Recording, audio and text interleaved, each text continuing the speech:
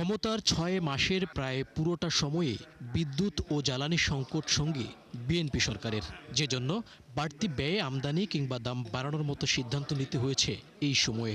তবু পিছু ছাড়ছে না এই সমস্যা। অর্থমন্ত্রী জানান, দীর্ঘদিনের সংকট অল্প সময়ে সমাধান সম্ভব নয়, এজন্য দরকার অন্তত ২ বছর। জানান, এই সমস্যার সমাধান না হলে থেমে যাবে অর্থনীতি, তাই সরকারও সর্বোচ্চ গুরুত্বের সাথে কাজ করছে। Unfortunately, on the power and gas, nothing can be solved within 6 months. Nothing can be solved within a year. And minimum time is 2 years, minimum. So we are struggling with the issue of power and gas. এ সময় রাজস্ব কাঠামো সংস্কার ও ব্যবসার পরিবেশ নিয়ে কথা বলেন অর্থমন্ত্রী। জানান, শতভাগ অটোমেশনে বাঁধা এনবিআর নিজেই ব্যাংক খাতের দুরবস্থা অর্থনীতিকে ভোগাচ্ছে জানিয়ে বলেন, বেশ কিছু প্রতিষ্ঠান বাঁচিয়ে রাখতে যে মূলধন দরকার তা যোগান দেওয়ার সামর্থ্য নেই সরকারের। Bank resolution issue is a difficult issue for Bangladesh right now. There is a serious capital deficit in this bank and NPL is very high.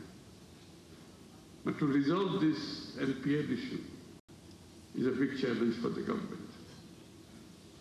And unless you can recapitalize this bank,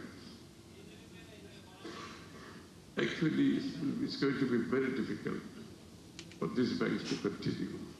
সরকারের ৬ মাসে বিনিয়োগের পরিবেশ উন্নত না হওয়ার বিভিন্ন কারণ তুলে ধরেন ব্যবসায়ীরা। বলেন, শুধু ঘোষণা নয়, দরকার সংস্কারের বিশ্বাসযোগ্য বাস্তবায়ন। When we are talking about reform or deregulation, there might be some action taken in previous or in last 6 months.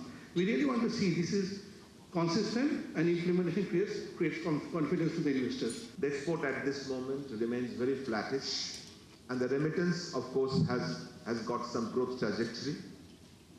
Other than that, what are the other 2 areas? The FDI and also portfolio investments. Both of these areas are very, very small. এ সময় ছোট উদ্যোক্তাদেরকেও করের আওতায় আনার কথা বলেন অর্থমন্ত্রী। They don't want automation because automation means transparency. Automation means the quick service. Moinul Hasan, ৭১, Dhaka.